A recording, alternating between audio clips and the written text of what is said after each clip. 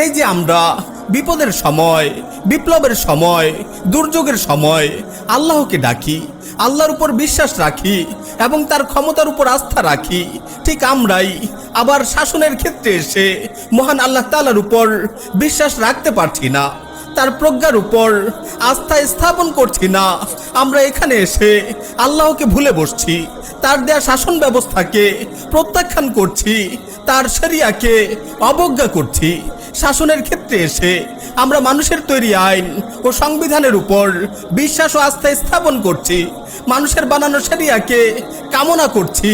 আমরা দুঃসাহসের সাথে কথা বলে বেড়াচ্ছি, ব্যক্তিগতভাবে আমি মুসলিম হলেও শাসনের ক্ষেত্রে আমি আল্লাহর আইন চাই না, শরিয়া চাই না। এটা কি আমাদের দ্বিচারিতা নয়?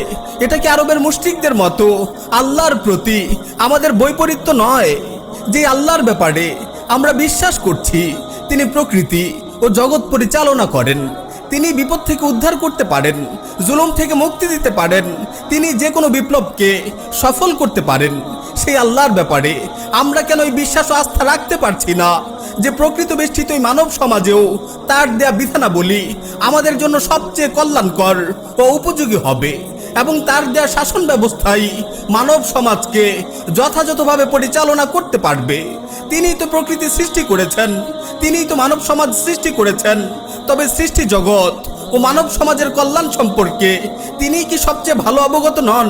আল্লাহ তাআলা কি বলেননি যে আলা লাহুল খালকু ওয়াল আমর, সৃষ্টিও তার, বিধানও হবে তার?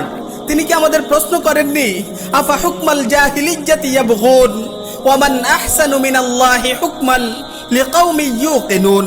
তারা কি জাহিলি যুগের আইন বিধান চায়? দৃঢ় বিশ্বাসী সম্প্রদায়ের জন্য আইন বিধান প্রদানে আল্লাহ থেকে বেশি শ্রেষ্ঠ।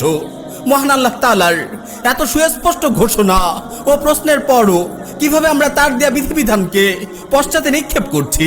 কিভাবে আমরা গণতন্ত্র, সেকুলারিজমকে তার দেয়া শরিয়াতের উপর প্রাধান্য দিচ্ছি, সেগুলোকে শাসন ব্যবস্থা হিসাবে উত্তম মনে করছি?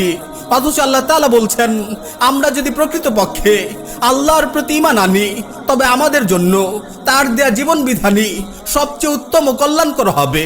তবে কি আমরা আল্লাহর প্রতি ঈমান রাখি না?